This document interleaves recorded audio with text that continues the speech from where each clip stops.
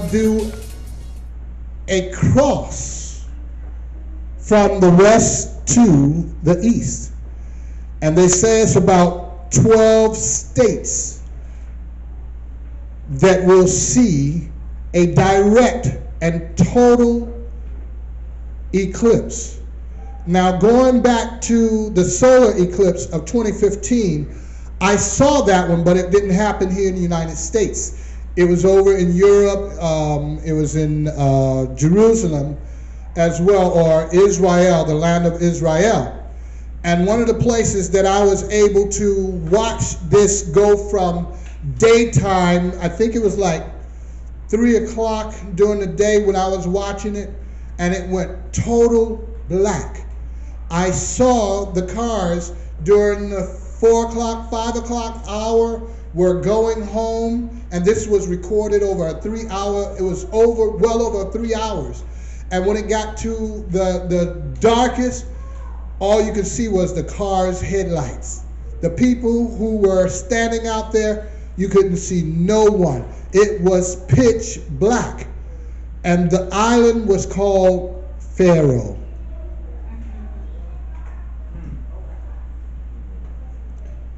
I don't know, symbolic or what, but this one that's 2015. Okay, so you see the sign of that one, and this is called a tetrad. Let me go ahead and just finish this part. April 15th, 2014, the first sign came. That was Passover. The second sign came October 8th, 2014. That was Sukkot. And then Adar 29 on Nisan 1st, which is the first of the year, the Hebrew calendar, the sun was blackened. Solar eclipse followed by 4 months later, Passover, April 4th, 2015, followed by September 28th, 1915, another lunar eclipse, which was another blood moon. And the scripture tells us that we would see these signs in the heavens and in the earth. And so here's the signs that I would say for 2 years we were able to follow and did see. And not only was it in 2015, but 2016, Minister George would also remember. He called me and said, there's another blood moon. And the wife and myself went out and we were able to see this big. He said, this thing is big. It looks like you could just walk right into it. And it was huge. And so 2016, and now here we are, 2017, and there's another one that's taking place on August the 21st, as I've already stated. And the United States is the only one that's going to see this. From what I've researched, 12 states will be direct and will be total darkness. North Carolina, where we are, we will get a 50%. So it's not going to get totally black or dark here for us. But we will be able to see a 50% reduction in sunlight at that time. And Columbia, South Carolina will be one of the last cities that will get that total black or dark sunlight. And so this also, I would say, is fulfilling the scriptures, because it didn't say that it would all be at one time. But we saw them, and it's continuing to happen. The moon shall not give its light. The sun shall not give its light. He didn't say that there would be no sun, period, no moon, period. There's a time that it's not giving its light. All right, so now we're moving into the woes, and the fifth messenger has sounded, and I'm getting closer to my conclusion here. I saw a star, Revelation chapter 9, verses 1, 2, 5, and 12. I saw a star from the heavens which had fallen to the earth, and the key to the pit of the deep was given to it. And he opened the pit of the deep, and the sun was darkened, also the air, because of the smoke of the pit. And it was given to them that they should not kill them, but to torture them for 5 months. The first woe is past. See, two woes are still to come. So this is trumpet number 5. And he gives us the time length of the first woe.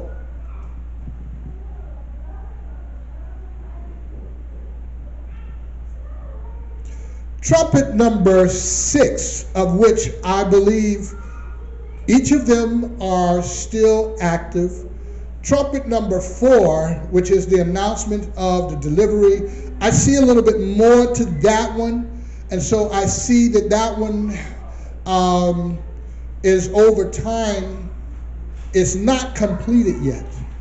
I believe that one will be complete once it is said that we have been delivered. So that one is the announcement of the delivery. We haven't been delivered as of yet. So that means something has to take place that gathers us from one location and takes us to another.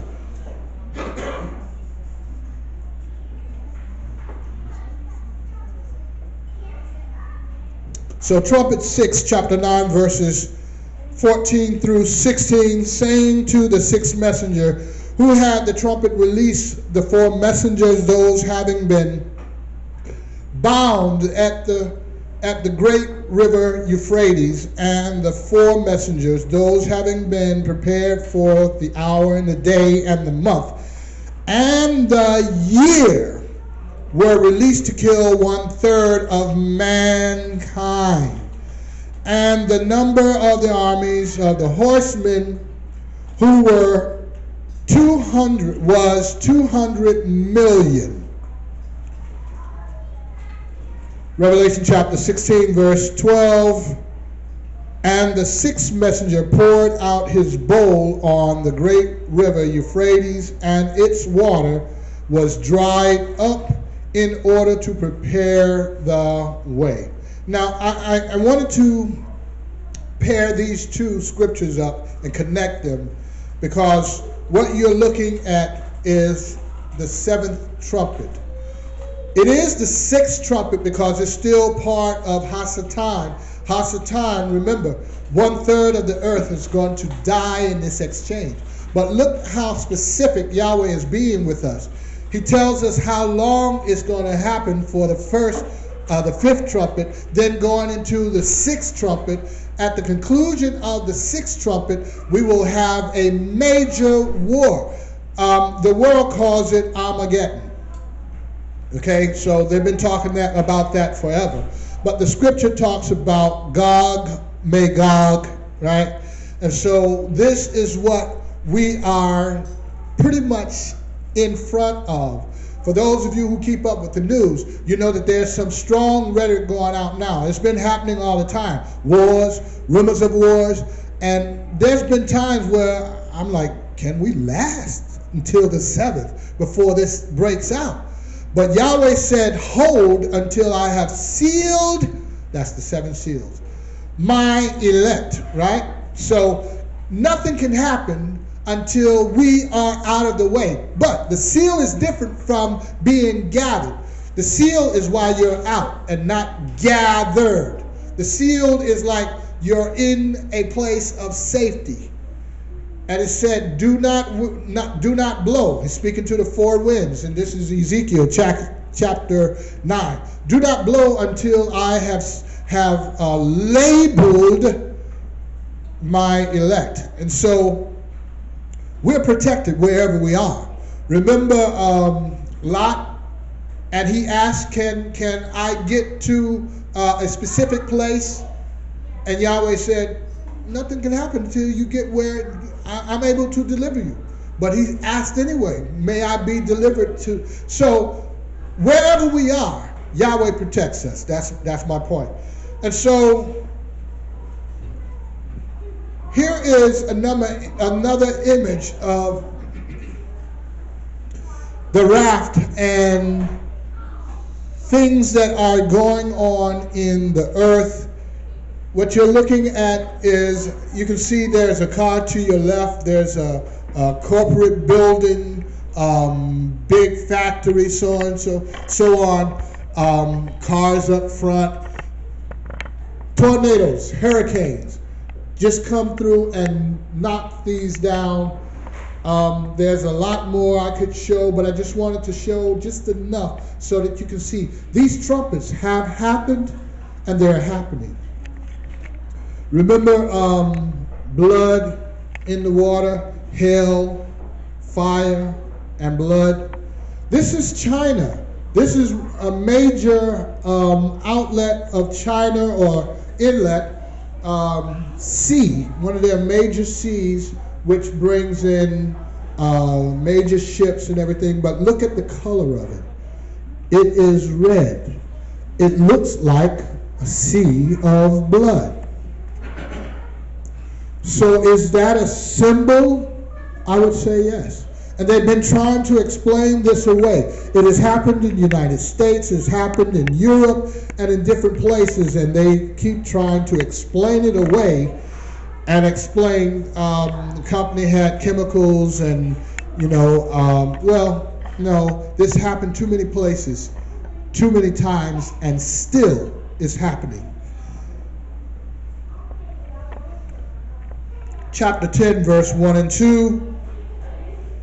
I saw another strong messenger coming down from heaven, robed in a cloud, a rainbow on his head. His face was like the sun, his feet like columns of fire. And having in his hand a little book opened, and he placed his right foot on the sea and his left foot on the land. And right here, you can almost surmise that this has to be Yeshua. He has the little book in his hand. Which brings us to the seventh trumpet, the final trumpet.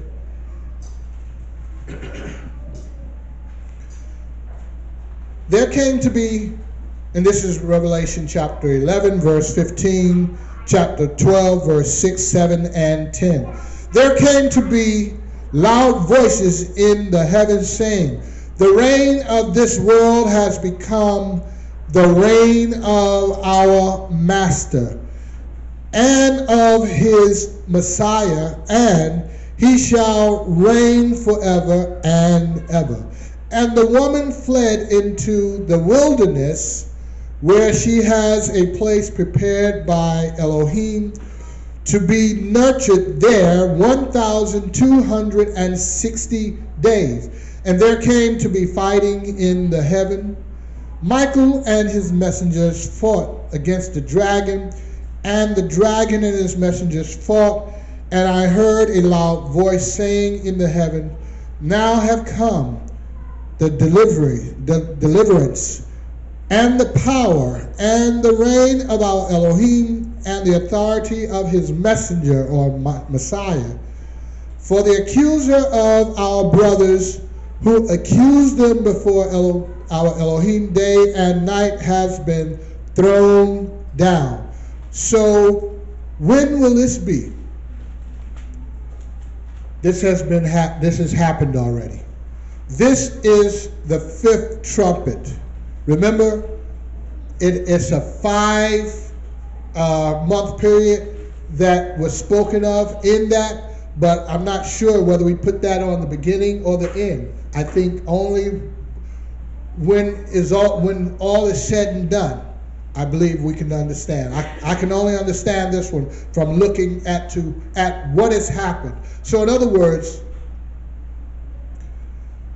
the fifth trumpet is our first woe. The sixth trumpet is our second woe. The seventh trumpet is our third and final woe, and the scripture says it is the worst of all. And so this is why I'm saying to you, when the 7-year period has ended, concluded, it's not over. There's still some things, because it's the 7th trumpet. It's Yahshuah who has now come to judge the nations. But he has also delivered, according to this scripture, it says, and the woman, and this is Revelation chapter 12, and the woman fled into the wilderness, where she has a place prepared by Elohim to be nurtured there 1,260 days. So does that mean after that? No. That's all done? No. That means for the same period that the two witnesses have, 1,260, the bride also have 1,260. Hasatan also have 1,260. But there's a difference with each one as I've been studying this out. The two witnesses die 1,260. Then Hasatan, he is bundled, tied, thrown into the abyss for 1,000 years at 1,290. Yahshuah destroys him. Okay, so right there is his cutoff, 1,290. So that means you got to go beyond the 7-year period for a 30-day period before that 1,000 years start. But look what happened. Somewhere in there, he's collected us, because this says somewhere there's a gathering of Israel, because the woman is flown to her place that was prepared by Elohim. There they are before, this is Revelation, I don't have it here, Revelation chapter 14, verse 1. And the 144,000 were before Elohim, sitting in his throne, and beside him was Yahshuah, his Messiah. All right? So there is continuity into what's all going on. And I'm going to move past this really quick. October 15th, 2014, here's a outbreak which is called the Ebola. And so moving past that, I didn't want to keep that up too long. The scripture talks about boils, sores. There's a lot more images out there, but that's just enough, I think. And I'll say this. Why does the United States have the patent to Ebola? And this was something that happened, I think it was the 80s, and they got a handle on it, but again, in Africa. And then 2014, and come to find out, the United States have the patent on it. And they were saying at that time that the United States have more cases, because they were watching WHO, World Health Organization. They were trying to see, have you been to Africa? Have you traveled outside of the United States? And so all of these were major watch for people who may have contracted these diseases, because they go from which goes outside the dwelling place and do not measure it, for it has been given to the Gentiles, and they shall trample the set apart city underfoot for 42 months, and I shall give it to the two witnesses, and they shall prophesy 1,260 days clad in sackcloth. This is why I told you they've already come into the earth, because they are the first partakers, protecting a certain portion of Israel. These possess authority to shut up the heaven, so that no rain falls in the days of their prophecy, and they possess authority over